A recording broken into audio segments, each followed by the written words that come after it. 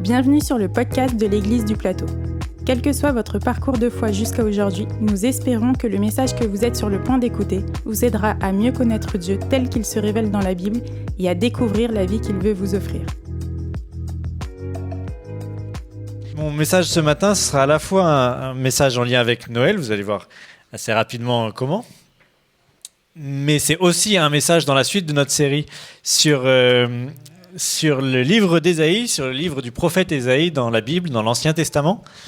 Et alors, pas d'inquiétude pour ceux qui n'auraient pas suivi le début de cette série, il n'y a pas de prérequis, mais on va voir justement comment Ésaïe nous annonce des choses exceptionnelles au sujet de Jésus et comment tout est lié. Des fois, en tant que chrétien, on compacte un peu tout et on voit arriver Jésus au milieu de la Bible et on se dit bon bah c'est le plan B. Il y avait un plan A avec Israël au début et puis ça n'a pas très bien marché et donc d'un coup Dieu serait passé au plan B avec Jésus, mais c'est pas du tout comme ça que les choses se présentent. On va voir justement que Jésus est l'accomplissement de tout ce que Dieu avait promis à Israël depuis des siècles.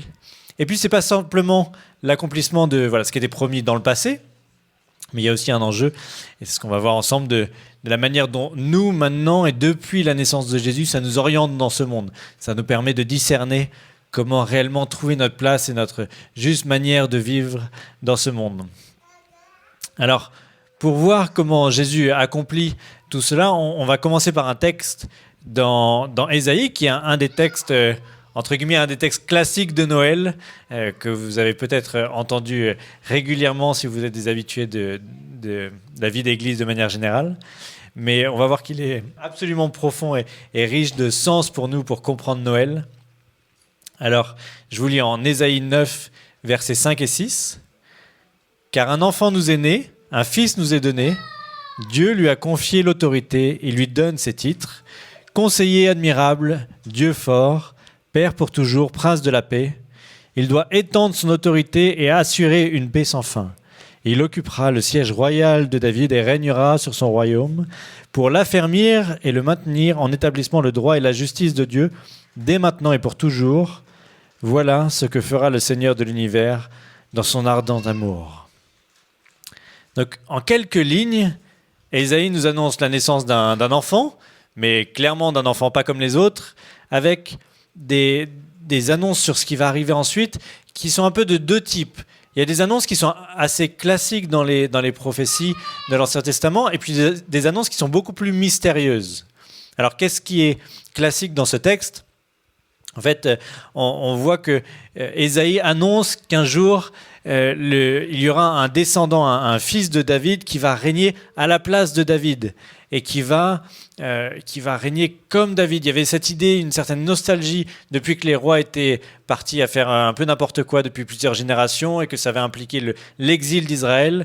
Il y avait cette nostalgie de dire un jour nous aurons un roi comme David qui régnera avec justice et paix et qui maintiendra la paix dans les frontières que David avait pu établir de son vivant. Mais il y a d'autres éléments qui sont beaucoup plus mystérieux, c'est plus difficile à imaginer comment une personne pourrait les vivre. Alors déjà, il y a cette idée au niveau de la temporalité que ce soit un règne sans fin, il amène la paix de manière sans fin, il amène la justice pour toujours, ce qui est quand même assez ambitieux pour n'importe quel roi, aussi bon soit-il. Mais c'est vraiment les titres, les noms du verset 5 qui pointe vers plus qu'un simple descendant de David. Conseiller admirable. Alors, dit comme ça en français, c'est pas forcément aussi net, mais dans l'original, ce terme qui est traduit par admirable, on n'a pas vraiment d'équivalent correct en français. C'est quelque chose qui, en général, quasiment systématiquement, décrit quelque chose d'incroyable que Dieu fait. C'est tellement incroyable que seul Dieu peut le faire. C'est en ça que c'est admirable. Il y a un commentateur qui donne cette remarque au sujet de ce terme. Il dit « L'hébreu n'a pas de mot plus proche de l'idée de surnaturel ». Donc c'est-à-dire, c'est pas juste surprenant. Des fois, il y a des traductions qui mettent conseiller étonnant, même admirable, c'est un peu ambigu. C'est un conseiller qui a quelque chose dans sa sagesse de tellement admirable que ça appartient à Dieu, que c'est une sagesse divine. Le deuxième titre, lui, est beaucoup plus clairement associé à Dieu, Dieu fort. Et c'est quelque chose qui, là, on le sent bien, va au-delà d'un roi de la lignée de David, comme on aurait pu s'imaginer. Il y a la même expression qui est utilisée au chapitre 10 d'Ésaïe, et là, c'est explicitement quelque chose qui est utilisé pour décrire Dieu lui-même. Alors, on peut se demander, mais ça commence à faire beaucoup. Un petit enfant, un enfant qui annonçait qu'on pourrait appeler Dieu. Dans d'autres cultures de l'époque, c'est quelque chose qui n'aurait pas posé de problème. Beaucoup de rois étaient présentés comme divins. Et en particulier dans l'Empire romain,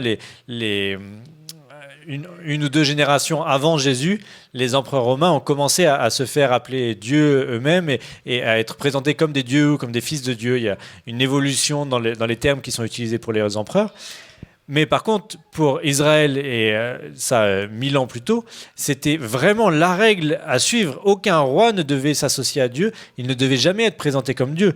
Donc dans le contexte d'Israël, c'était vraiment mystérieux de comprendre comment cet enfant, ce fils de David, pourrait être appelé Dieu fort. Et dans cette continuité, le terme suivant, Père pour toujours, c'est... Alors, le terme de Père est plus générique, mais très souvent, il est utilisé dans l'Ancien Testament pour décrire le rôle de Dieu, dans son rôle de Père, à la fois pour prendre soin et puis pour apporter la discipline au peuple. C'était le genre de formulation qui était naturellement associée à Dieu le Père. Et enfin, alors le dernier terme et la dernière expression est peut-être moins claire ou moins mystérieuse, le fait d'être prince de la paix. Prince était souvent utilisé comme une catégorie un peu générale, comme administrateur des décisions du roi, un peu comme Joseph avait pu l'être pour le pharaon. Mais on a quand même un prince de la paix qui établit la paix pour toujours, ce qui, là encore, nous invite à voir plus loin qu'un descendant normal de David.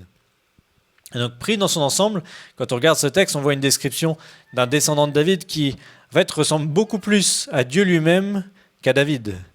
Et donc, ça reste une promesse mystérieuse qui a été faite donc, des centaines d'années avant la naissance de Jésus et qui est restée un peu mystérieuse, où les Juifs se sont fortement attachés à l'espérance d'avoir un fils de David qui puisse remonter sur le trône, rétablir les frontières, rétablir l'indépendance d'Israël, etc. Mais qu'est-ce qu'on peut faire de cette annonce que ce fils de David soit nommé Dieu fort et des choses comme ça? C'est resté un peu plus flou. Et justement, ce flou perdure jusqu'à l'annonce de la naissance de Jésus. Et dans un premier temps, quand on lit l'annonce de la naissance de Jésus, on retrouve cette même ambiguïté, cette double promesse d'un fils de David, mais qui pourrait être plus qu'un simple fils de David. Je vous lis en Luc, chapitre 1, verset 26.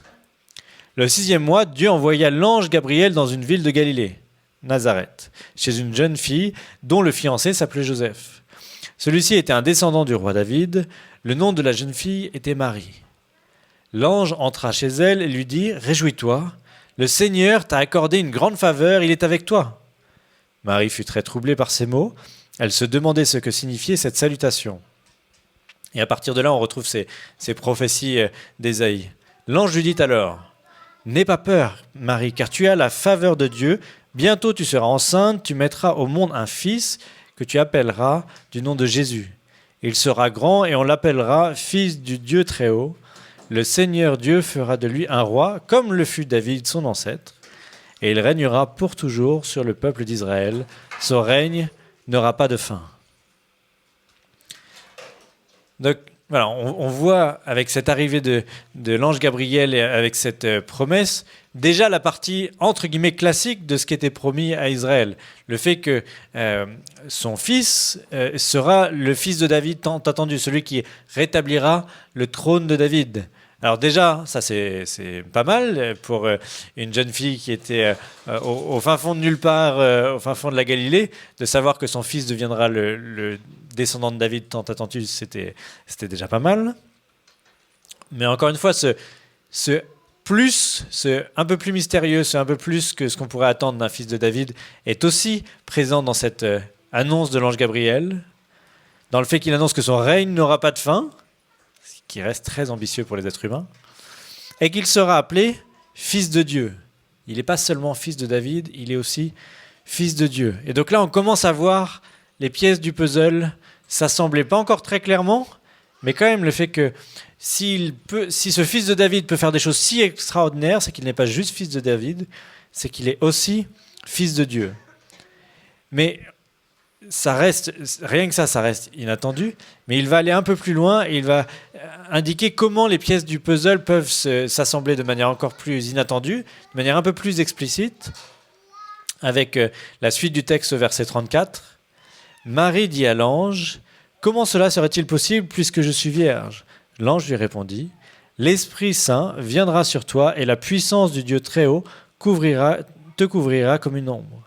C'est pourquoi l'enfant qui va naître sera saint, on l'appellera Fils de Dieu. »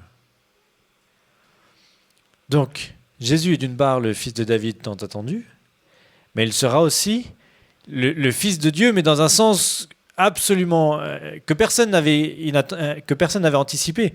Il est en train de dire, et ça reste mystérieux, c'est un des miracles les plus incroyables, mais aussi les plus mystérieux de la Bible, de dire que c'est le Saint-Esprit qui viendra pour faire en sorte que, sans père biologique, Marie pourra enfanter le Fils de Dieu. Et il est en train d'annoncer qu'elle sera aussi l'accomplissement de ce qu'Ésaïe, encore lui, avait annoncé au chapitre 7, que la jeune femme sera enceinte et elle mettra au monde un fils, elle le nommera Emmanuel, Dieu avec nous. Donc là, ça prend un sens remarquable de dire que Joseph ne sera pas impliqué, mais que le Saint-Esprit viendra pour qu'elle soit enceinte et que son fils soit réellement le Fils de Dieu. Et là, on voit cet accomplissement qui est incroyable de dire que Dieu, après avoir essayé avec tant de rois au travers des siècles d'établir son règne sur Israël et sur les nations, il va, entre guillemets, prendre les choses en main et dire c'est moi-même qui viendra m'établir sur le trône de David. Bien sûr, ce sera un descendant de David, mais ce sera aussi le Fils de Dieu, Dieu lui-même, Dieu avec nous, qui vient rétablir le trône que les êtres humains n'avaient jamais réussi à établir pleinement. Donc, cette naissance, la naissance de Jésus, est évidemment incroyable. C'est un miracle extraordinaire qui est au cœur de la foi chrétienne. Mais je voudrais peut-être zoomer sur un point particulier de cette relation entre la prophétie et son accomplissement avec l'ange Gabriel et avec la naissance de Jésus. D'après Ésaïe, Jésus était censé être celui qui viendrait établir le règne de Dieu pour toujours, et ce règne serait un règne de paix et de justice. Et quand on lit l'ensemble de la Bible, en particulier le Nouveau Testament, tout ce qui concerne la vie de Jésus et la suite, on peut être un peu perplexe de dire mais où est ce royaume de paix? Où est ce royaume de justice qu'on attend? Jésus a vécu, enseigné, il a parlé beaucoup de la paix et de la justice, il a été crucifié, ressuscité, et puis depuis, on ne vit pas dans un monde sans injustice, on ne vit pas dans un monde absolument paisible. Et si il s'est passé beaucoup de choses cette année, mais une des choses qui s'est passée, c'est que l'actualité nous a rappelé que nous ne vivons pas dans un royaume de paix, nous ne vivons pas dans un environnement entièrement paisible. Alors, est-ce que la venue de Jésus a été un échec à ce niveau-là? Est-ce qu'il est passé à côté de sa mission? La Bible nous dit que c'est d'abord pas du tout un échec, mais plutôt que ça s'est passé de manière complètement, encore une fois, de manière complètement inattendue. D'une part, Jésus annonce qu'il reviendra un jour pour établir pleinement son royaume de justice et de paix, et ça appartient encore à l'avenir. Mais d'autre part, il ne s'arrête pas là. Ce n'est pas juste de dire « bon courage entre-temps, ce truc de paix et de justice, c'est pour plus tard, mais en attendant, débrouillez-vous ». Non, il est en train, tout au long de sa vie, et au travers de tout son enseignement et de ce qu'il a vécu et du reste de l'histoire début de l'histoire de l'Église qu'on voit dans la Bible, il nous montre une voie pour commencer à vivre cette paix et cette justice, mais d'une manière complètement différente que tout ce que les êtres humains auraient pu envisager.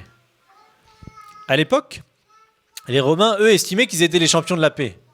Eux parlaient de Pasqua Romana, de paix romaine établie sur tout l'Empire. Et on était censé les remercier d'avoir établi la paix partout dans l'Empire. Mais comment est-ce qu'ils ont établi la paix partout dans l'Empire? Avec la force de l'épée. Et à force d'intimider, de tuer, de massacrer une bonne partie de leurs ennemis, ils ont fini par établir la paix sur l'ensemble de l'Empire. Et en fait, c'est la logique de tous les empires, de toutes les nations depuis. C'est-à-dire, tout le monde part en guerre sous prétexte de vouloir établir la paix. Mais systématiquement par la force et dans la douleur. L'actualité de cette année n'a pas été différente. Tous ceux qui ont combattu cette année ont combattu avec l'idée de se protéger d'attaques futures en disant « si nous partons en guerre, c'est pour préserver la paix à l'avenir, c'est pour éviter des conflits ».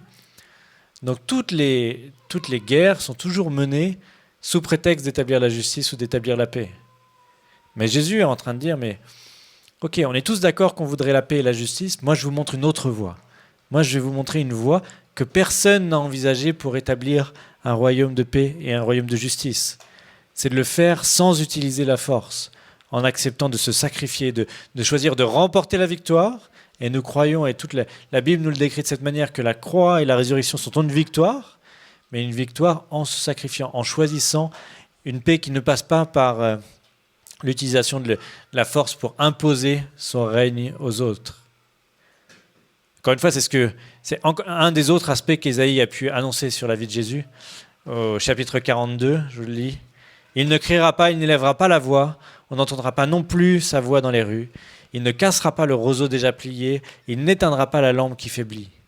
Mais il libérera réellement selon le droit que j'instaure.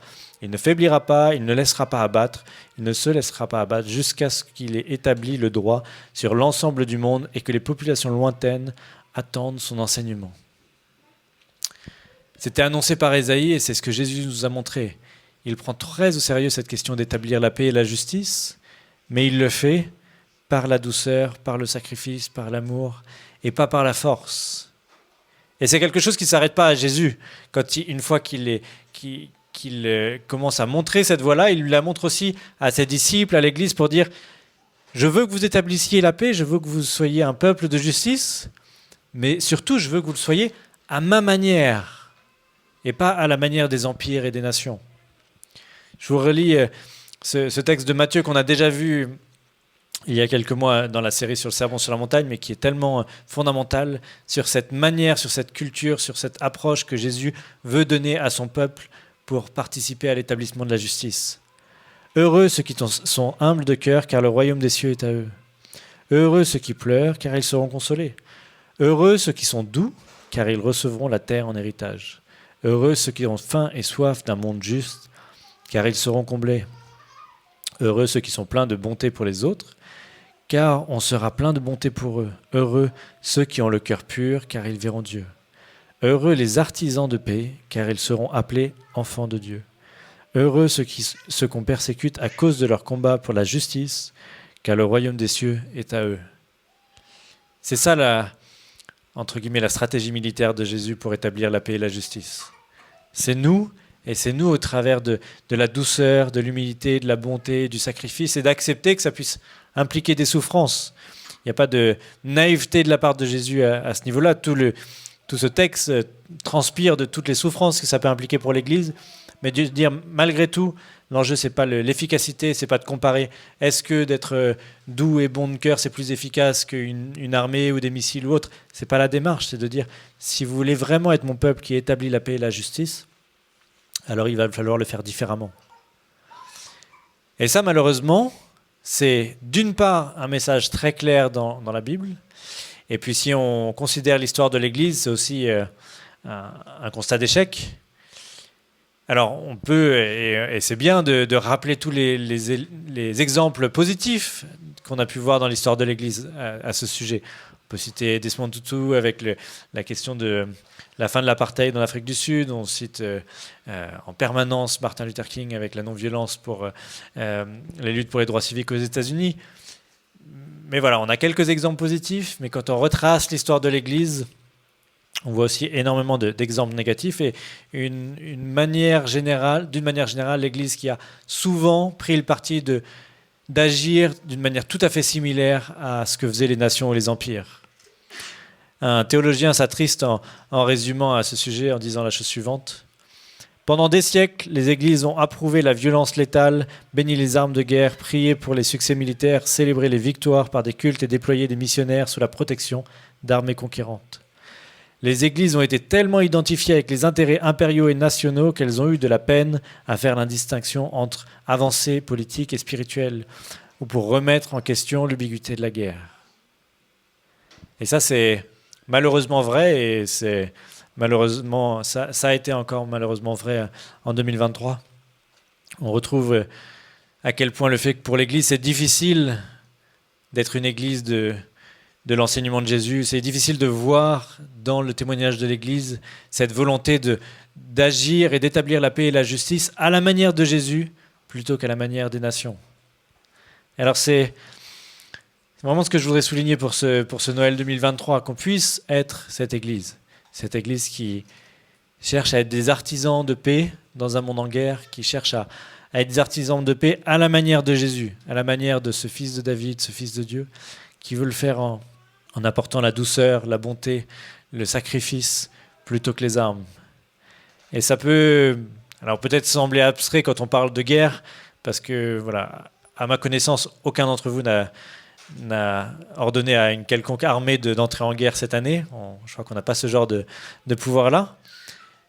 Mais c'est déjà, et on va voir ce que ça implique peut-être pour nous à un niveau plus individuel ou plus terre à terre, mais c'est déjà une étape importante.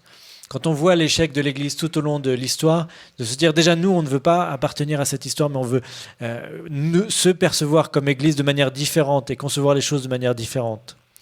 Ce même théologien donne cette déclaration un peu générale sur ce qu'il estime devrait être la position de l'Église par rapport au sujet de la paix et de la justice. Il dit la chose suivante: la paix est au centre de l'Évangile. En tant que disciples de Jésus, dans un monde divisé et violent, nous nous engageons à trouver des solutions non violentes et à apprendre comment faire la paix entre individus et à l'intérieur des églises et entre elles, dans la société et entre les nations. Si déjà on pouvait saisir ce message-là, de dire ça fait partie de notre identité en tant que disciples de Jésus, si on identifie Jésus comme le fils de David, le fils de Dieu, celui qui règne, alors on doit voir que être ses disciples, ça implique de régner de cette manière-là et pas d'une autre manière. Peut-être un niveau encore plus basique, il y a un chef religieux en 1984 qui a proposé une règle, une proposition pour les églises de point de départ sur ces sujets de paix et de justice, de dire si seulement les chrétiens du monde pouvaient déjà s'engager à se mettre d'accord pour ne pas se tuer entre eux, entre chrétiens.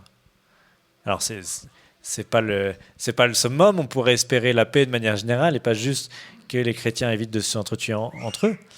Mais quand on y réfléchit, c'est pas si minimaliste que ça. Si on pense à tous les derniers conflits qu'il y a pu y avoir, si seulement déjà il n'y avait pas eu de chrétiens impliqués à s'entretuer entre eux, parce que tous ces derniers conflits ont impliqué des chrétiens qui s'entretuent. Et donc, si déjà l'Église pouvait se saisir de la manière dont Jésus nous invite à régner, c'est-à-dire par l'amour, la bonté et la douceur, alors ça rendrait ce genre de démarches qui peuvent sembler minimalistes un peu plus accessibles. Mais si on descend encore d'un cran et qu'on arrive à notre réalité, encore une fois, à chaque fois que les états-majors sont rassemblés pour prendre des décisions, personne ne nous invite, personne ne nous demande notre avis. Donc il y a quelque chose qui peut être un peu hors sol pour nous de s'imaginer toutes ces questions de guerre entre nations. Mais ce qui n'est pas du tout hors sol, c'est notre quotidien dans lequel, malheureusement, ce n'est pas toujours la paix et la justice qui sont répandues tout autour de nous. Et l'apôtre Paul, dans la suite de l'enseignement de Jésus, nous invite à voir que ce que Jésus le dit, il nous le dit dans toutes nos relations les uns avec les autres de manière très concrète. En Romains 12, verset 16, je vous le lis, il dit « Vivez en bon accord les uns avec les autres, n'ayez pas la folie des grandeurs, mais laissez-vous attirer par ce qui est humble. Ne vous prenez pas pour des sages. Ne rendez à personne le mal pour le mal, efforcez-vous de faire le bien aux yeux de tous. S'il est possible et dans la mesure où cela dépend de vous, vivez en paix avec tous. » Est-ce que c'est notre expérience? Est-ce que si on pose la question à nos proches, à nos amis, à nos collègues, est-ce qu'ils nous décrivent comme des personnes qui cherchent à être en bon accord avec tous les gens autour de nous? Est-ce qu'ils nous décrivent comme humbles, comme ne cherchant pas à rendre le mal pour le mal? Est-ce qu'on est décrit comme des personnes qui cherchent à faire le bien pour les autres ou qui cherchent à être en paix autant que possible avec les autres? Cette semaine, j'étais en déplacement avec un comité avec des pasteurs et j'ai appris à connaître un pasteur du nord de la France. Il était policier, il était aussi conseiller municipal dans son village et il l'était avant de devenir chrétien. Il est devenu chrétien et déjà ça a été un témoignage pour les membres du conseil municipal. Il reconnaissait qu'il préférait le nouveau Philippe que l'ancien Philippe, comme il disait. Et donc, il est devenu chrétien, il est devenu pasteur, ça prend du temps. Et donc, il a décidé de donner sa démission du conseil municipal, de se retirer parce qu'il n'avait plus le temps. Et le conseil municipal a fortement insisté pour qu'il reste.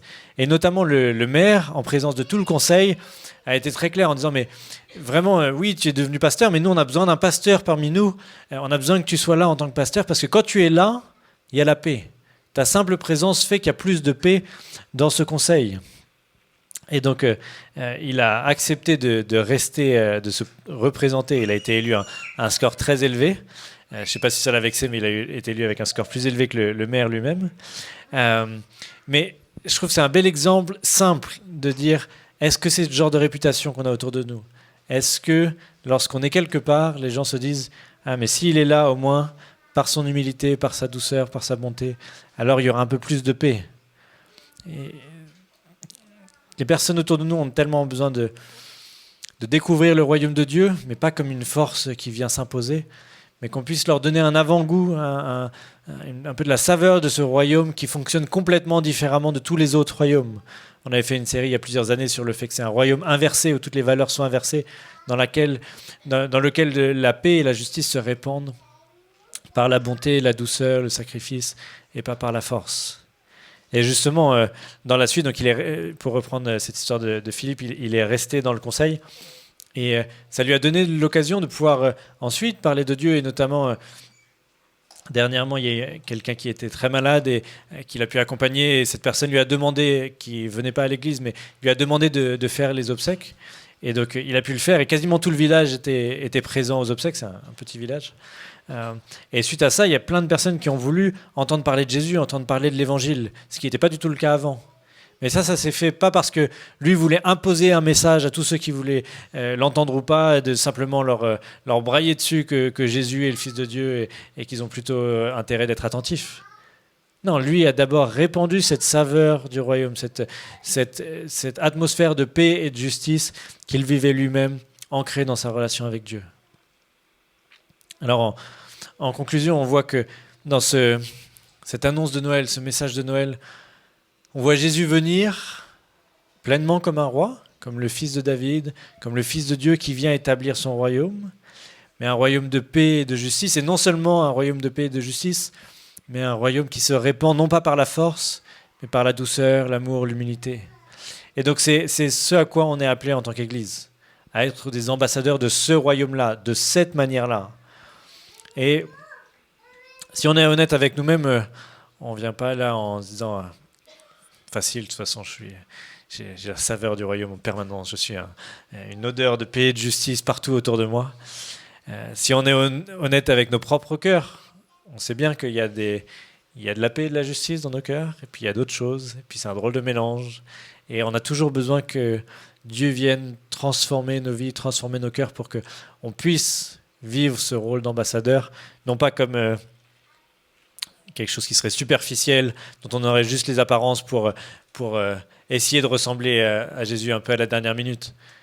Non, on a l'opportunité de s'accrocher à Dieu et de pouvoir lui demander de nous transformer de l'intérieur, de changer nos cœurs, et que cet amour, cette paix, cette justice, cette humilité puissent devenir des choses fondamentales dans nos propres cœurs, pas parce qu'on serait meilleur que les autres, mais parce qu'on est connecté, on est relié à un Dieu qui, lui, est pleinement amour, pleinement humilité, qui veut répandre cette paix et cette justice partout dans le monde.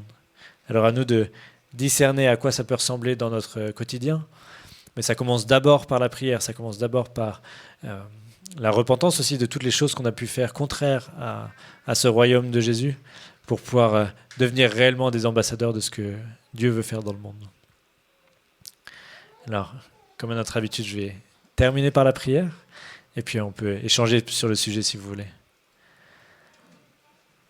Seigneur, merci d'être venu comme un enfant en toute humilité, avec douceur, et d'être venu nous apporter ce qu'il y a de plus précieux, non pas comme quelque chose qui s'imposerait à nous, mais avec générosité, tu nous le proposes tout simplement, et tu as été prêt à payer le prix, à te sacrifier pour que nous puissions le vivre.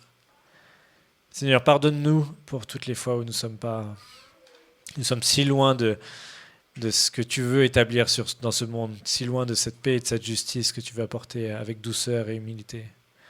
Seigneur, je te demande pardon pour l'Église de manière générale qui, tout au long de l'histoire, a agi de manière si éloignée de ta volonté et continue d'agir bien souvent si éloignée de ta volonté lorsqu'il s'agit de paix et de justice. Et Seigneur, pardonne-nous et apprends-nous ensemble à vivre différemment, que ce soit au niveau des nations, que ce soit au niveau de notre open space ou de notre laboratoire ou de notre entreprise. Seigneur, apprends-nous à être tes ambassadeurs, pas parce que nous serions supérieurs aux autres, mais parce que tu veux faire quelque chose de beau en nous. Amen.